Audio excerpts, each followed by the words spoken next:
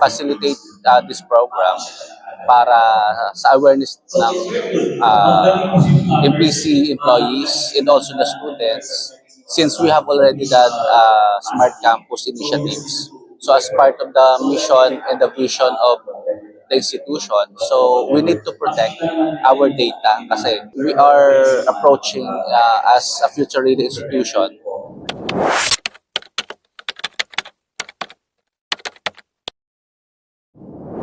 So to the current situation of cybersecurity in the country basically falls into two things. Number one, with regards to the cybersecurity level of our citizens right now. So I think the organization must create, or the country must create, a program that will promote cybersecurity awareness from the DepEd level. So not just cybersecurity awareness should not start when you are already working. Cybersecurity awareness should start at an early age. So DepEd must start incorporating cybersecurity trainings on as an early age of K-12. Then it should be followed by the CHED and by the TESDA, and so that we can create a more cybersecurity aware citizens in the country. But most importantly, the country also needs lots of cybersecurity professionals. We are actually lacking of cybersecurity experts in the country that is needed to protect our critical infrastructure. So I am encouraging everyone, especially those that are on the IT field and engineering, any IT related courses, to seek specialization on cybersecurity and build specialization and expertise in cybersecurity because the country badly needs us.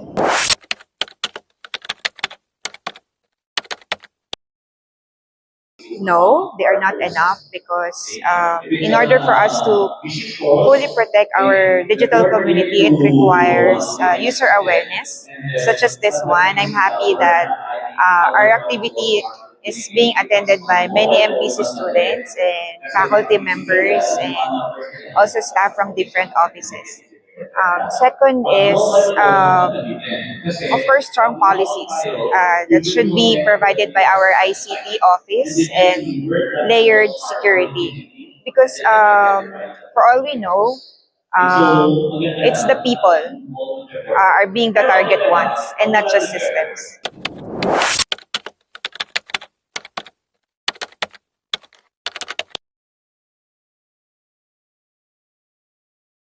Mas kailangan pa nila mag-training for trainings like this one, the seminars. So it is very important para mas mapalakas yung security dito sa school. So lalo na tayo ay isang smart campus. So important talaga siya for instructors, also for the students, para maging aware din sila sa mga cybercrimes and then many more. That's all. Magkaroon po ng mga in-depth analysis dahil as a student po, hindi naman po lahat ng tao maiintindihan po kung ano pa talaga yung magiging effect po sa kanila. There's parang unexpected po na mangyayari na unexpected po siya na bigla pong nagkaroon ng security breakthrough. So, una po nagkaroon na po yun ng sense of fear.